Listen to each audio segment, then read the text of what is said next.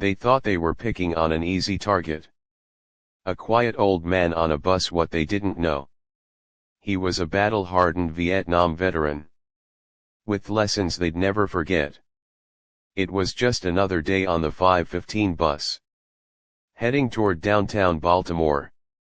The air inside was stuffy, packed with commuters eager to get home. Conversations buzzed softly, mingling with the occasional screech of brakes. Near the front, an elderly black man eased into his seat. His hands, rough and weathered, rested atop a cane that seemed to carry just as many years as he did. His clothes were simple: a well-worn jacket and neatly pressed slacks, reflecting someone who valued dignity over flash. No one paid him much attention at first. He was the kind of figure you'd glance at and then quickly forget, blending into the everyday scenery. But his posture carried something different. He sat tall, his gaze steady, as though no weight of the world could bend him. Yet the faintest crease in his brow hinted at a life that had seen its share of storms. 3 seats back, a group of teenagers boarded, their laughter sharp and loud. They moved with that careless swagger of youth, scanning the bus for their next source of entertainment. One of them, a lanky boy in a bright red hoodie, caught sight of the old man. His eyes lit up, not with respect, but with mischief. He nudged his friends, whispering something that set off a chorus of snickers. The man remained still, looking out the window as the city streets blurred past. If he heard their murmurs, he gave no sign. But the boys weren't satisfied with just whispers.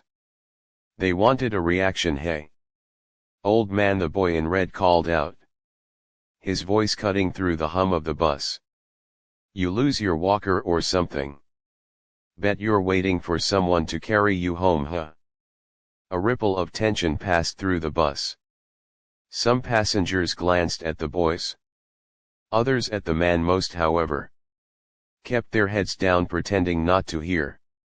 The elderly man shifted slightly in his seat, but said nothing, his eyes fixed on the world beyond the glass.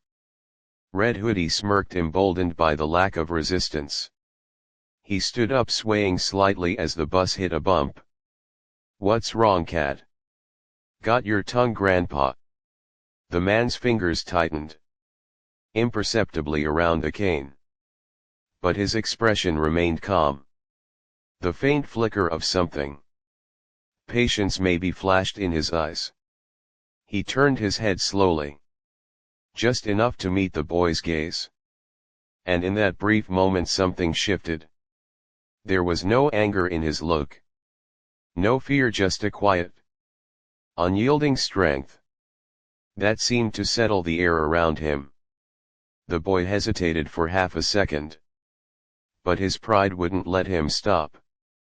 Now the bus continued to rattle down the road, passengers silent and tense, as if waiting for something to happen. Little did they know, the old man's silence wasn't weakness. It was a choice. A choice that would soon change everything. The laughter from the teenagers grew louder, bouncing off the walls of the bus, as if to demand attention. The boy in the red hoodie leaned closer, his voice laced with mockery. "What's the matter, old man? Too good to talk to us?" he jeered, drawing a chuckle from his friends. One of them, a stocky boy wearing a backward cap, joined in. "Probably can't hear us. You need a hearing aid too." The elderly man remained seated, his cane now resting firmly between his knees. His face betrayed no emotion, no sign that the taunts had pierced his calm exterior. But his hands, calloused and steady, tightened ever so slightly around the worn wood. He glanced briefly at the floor, as if grounding himself in the present moment. Across the aisle, a young woman shifted uncomfortably in her seat. She shot a wary look at the teenagers. but quickly turned her attention back to her phone. A man in a gray suit adjusted his tie and buried his nose deeper into a newspaper. His discomfort obvious, no one wanted to get involved. The boy in the red hoodie smirked at the silence. "Look at him," he said, turning to his friends. "Dude probably thinks he's too good for us. What are you, some kind of king or something?" "Yeah," another boy chimed in. "You gonna knight us with that cane?" "Grandpa," the taunts were sharp, their voices tinged with the recklessness of youth. They laughed louder, encouraged by the man's silence and the passenger's refusal to intervene. The old man shifted slightly, tilting his head, as if observing a distant memory only he could see. "Say something," Red Hoodie demanded, his tone now edging into irritation.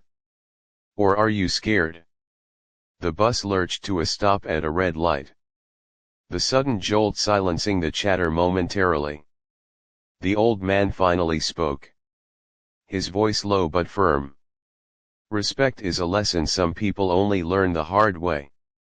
The words were simple, but they carried weight. They hung in the air, heavy and undeniable. For a moment the teenagers exchanged glances, unsure of how to respond. But Red Hoodie quickly recovered, masking his unease with bravado. "Oh, so he talks now," he said, his voice dripping with sarcasm. "Respect, huh? That's rich coming from someone who's too scared to stand up for himself." The old man turned his head slightly, locking eyes with the boy. "You think strength is loud, don't you? You have no idea what strength looks like." The bus fell into a tense silence. Every passenger, now fully engaged in the unfolding drama. Even the boy's friends seemed unsure, their laughter fading into nervous grins. The light turned green and the bus jerked forward, its passengers swaying with the motion. Red Hoodie took a step closer to the man, leaning over him with mock intimidation. "Why don't you show us then? Let's see how strong you are." The old man sighed a long, measured exhale, as if bracing himself for what was to come. His eyes flickered toward the boy, calm, unreadable and somehow unshakable. It wasn't just the boy who was about to get an education. Everyone on that bus was about to witness something they wouldn't forget. For a moment the bus seemed to shrink, the tension so thick it pressed on everyone. The elderly man remained still, his cane steady between his hands. His gaze didn't waver, but in the silence that followed, his mind drifted unbidden to another time 40 years ago. He had been far from Baltimore, standing knee-deep in the humid swamps of Vietnam. The air was filled with the deafening roar of helicopters and the sharp staccato bursts of gunfire. Every muscle in his body had been taut, every nerve on edge. Survival wasn't a choice, it was instinct. He had been barely more than a boy then, younger than the kids taunting him now. But war had aged him fast. He remembered the faces of his brothers in arms, men who had stood with him in those impossible moments. Some were gone now, their memories living on in fragments, like the sound of their laughter during quiet nights in camp, or the way they'd share stories of home. He had carried the weight of their loss long after the war ended, their sacrifices etched into his very being. The bus jolted over a pothole, snapping him back to the present. He straightened slightly, his grip on the cane tightening. He wasn't angry. Anger didn't come easily to him anymore. What he felt was something deeper, something more measured. A responsibility to teach these boys a lesson they clearly hadn't learned yet. Red Hoodie interrupted his thoughts with a sharp, mocking laugh. "What's the matter? Grandpa Cat got your tongue again?" The man didn't respond. Instead his eyes flicked over the boy, taking in everything. The posture, the bravado. The false confidence that came with not yet knowing the weight of real challenges. He'd seen it before in young soldiers who thought they were invincible, until the battlefield taught them otherwise. Across the aisle, an older woman whispered to the man next to her, her eyes darting nervously toward the scene unfolding. No one spoke up, no one intervened. The silence wasn't fear exactly. It was more like an unspoken agreement to stay uninvolved. The man finally spoke, his voice steady and deliberate. "You remind me of someone I used to know," he said, his tone carrying an edge that stopped the boy mid-laugh. "Oh yeah?" Red Hoodie said, trying to sound unfazed. "Who's that, your old war buddy?" The man leaned back slightly, his gaze unwavering. "No, a young soldier who thought he was untouchable. He learned otherwise." The boy snorted. But his friends were noticeably quieter now, their smirks faltering. "Whatever, man. You're just an old has-been. Nobody cares about your stories." The man's lips curved into the faintest hint of a smile. Not amused but knowing. "Careful, son. Sometimes stories are all that keep you from making the same mistakes." The words hung in the air, and for a moment even the bus seemed to hum softer. But Red Hoodie wasn't ready to back down.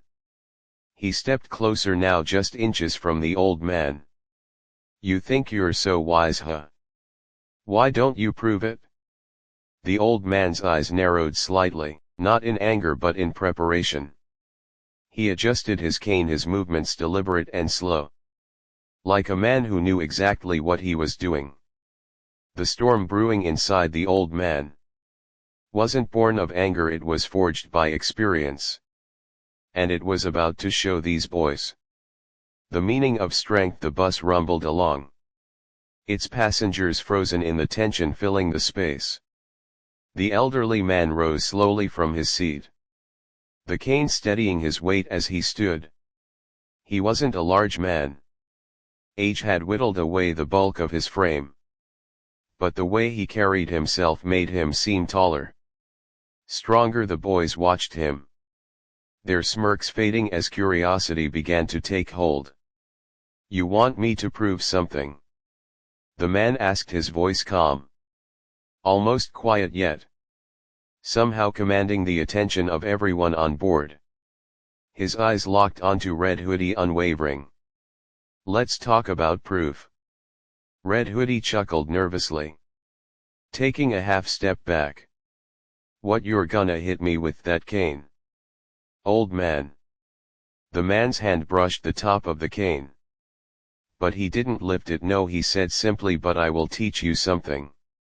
Your mouth clearly hasn't learned restraint." The air felt charged, the kind of energy that prickled at the back of your neck. The other passengers watched with wide eyes, some leaning forward as if not to miss a single word. "Do you think this is strength?" the man continued, gesturing at the boys. "Posturing. Loud words and trying to embarrass someone in public. It's not strength, it's fear. Fear that the world will see you for what you really are." The boys' friends shifted uncomfortably, their confidence visibly waning. One of them muttered, "Come on, man. Let's just sit down." But Red Hoodie wasn't ready to let it go. His pride was on the line now, and he couldn't back down in front of his crew. "You don't know anything about me, old man," he shot back, though his voice lacked its earlier edge. "I know more than you think," the man replied, his voice still calm, steady. "You see this cane? It's not just a stick, it's a reminder. Every scar, every ache in these old bones comes with a story. Stories of battles fought not with fists, but with courage, discipline and honor. Things you wouldn't understand. Because you've never had to earn them. The boy's bravado faltered. His hands clenched into fists. But he didn't move. The old man leaned in slightly. His gaze piercing. Do you know what it's like to watch your friends die? So you can live to carry their memory with you. Every single day. Knowing you owe them more than you can ever repay. The words hit harder than any punch could have. The boy blinked. His jaw working as if he wanted to say something. But no words came. The bus was silent. Except for the rhythmic thrum of its engine. The other passengers. Riveted by the scene unfolding before them. You're lucky, kid. The man continued, his tone softening just slightly. You don't have to learn these lessons the hard way. But keep going like this, disrespecting people. Thinking the world owes you something, and you'll find out soon enough. And when that day comes you'll wish you'd listened. The boy's face turned red. Not from anger but from shame. He looked away, his shoulders slumping slightly. His friends avoided the old man's gaze. Their earlier laughter now a distant memory. The bus driver glanced in the rearview mirror. His brow furrowed but his hands steady on the wheel. No one else moved. The silence was deafening. Filled only by the sound of the bus. Gliding down the road, the old man straightened. His posture as unyielding as ever. Now he said, his voice firm. Take your seat or get off this bus. Red Hoodie hesitated for a moment. Then muttered something under his breath. Before retreating to his seat. His friends followed, their heads bowed. Their bravado shattered. The confrontation was over. But the lesson had only just begun. And it wasn't just the boys who had something to reflect on. As the teenagers sank into their seats, the tension on the bus began to ease. Though the silence lingered. Passengers exchanged quiet glances. Some with approval, others with disbelief. The elderly man remained standing for a moment.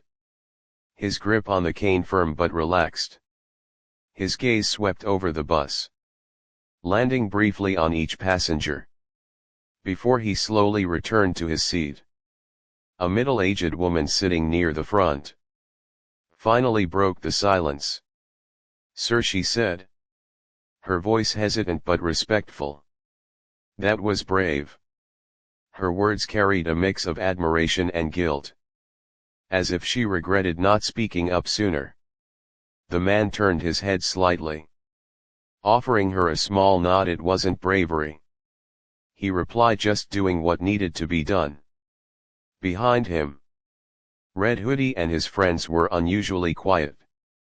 The boy stared out the window. His arms crossed tightly over his chest. His friends whispered amongst themselves. Their voices low and subdued. It was clear they had been shaken. Not just by the man's words. But by the realization that their actions had consequences beyond a quick laugh. The bus rolled on, its engine humming softly. A young man near the back, wearing headphones slung around his neck, spoke up. Vietnam, right? He asked. His tone tentative but curious.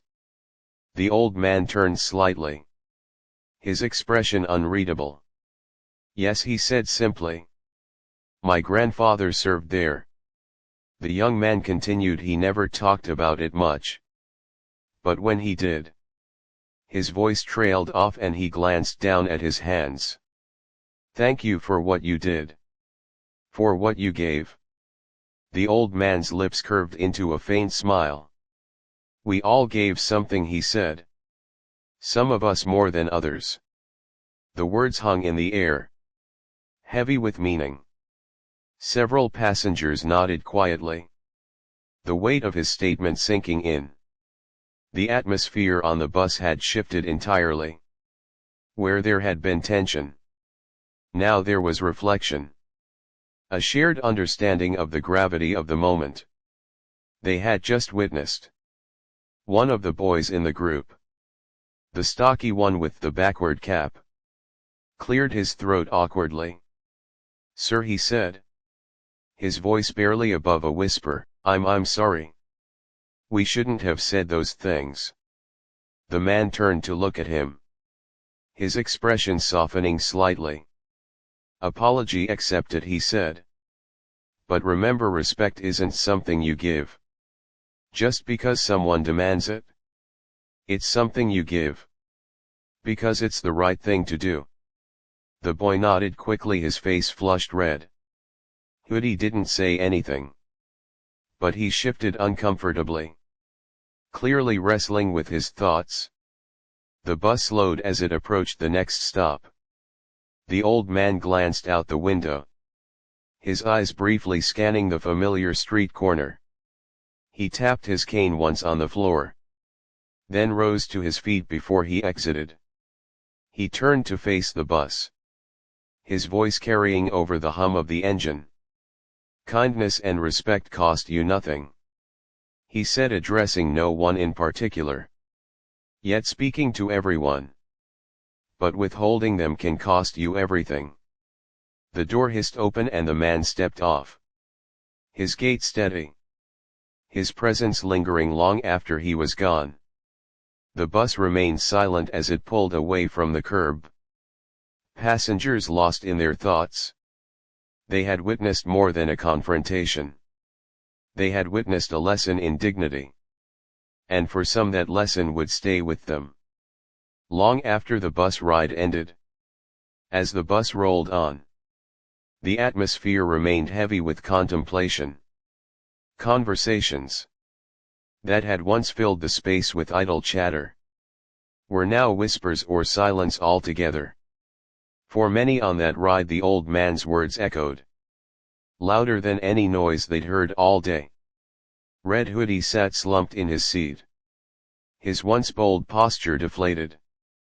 His friends avoided eye contact with each other, their faces a mix of guilt and embarrassment. Across the aisle, the young woman who had earlier stayed silent now stared out the window, her reflection faint in the glass. She had been a bystander like so many others, but now she questioned why she hadn't done more. The middle-aged woman near the front took out her phone, but didn't use it, her fingers brushing over the screen absent-mindedly. The young man in the back, who had spoken about his grandfather, leaned his head back, eyes closed, lost in thought. It wasn't just a moment for the teenagers. It was a wake-up call for everyone. The lesson wasn't just about respect for elders. It was about recognizing the weight of someone's journey, the battles they fought, and the strength it takes to walk through life with quiet dignity. As the bus reached its final stop, passengers began filing out, each carrying the moment with them in their own way. The group of teenagers exited together but walked apart, their usual boisterous energy replaced by subdued introspection. Red Hoodie paused at the corner, glancing back at the bus, before shoving his hands in his pockets and walking away. For the passengers who remained, the silence spoke volumes. They had witnessed a simple truth, delivered with unwavering resolve. Respect isn't earned through fear or intimidation, but through understanding and compassion. To those watching this story, ask yourself, what battles have the people around you fought? How can a single moment of kindness or respect change someone's day or even their life? Remember, every person you meet carries a story you might never know. Treat them with the dignity they deserve. And if you found this story meaningful, don't forget to share it, leave a comment, and subscribe for more stories that remind us of the values that truly matter. Together, we can spread these lessons and create a kinder, more compassionate world.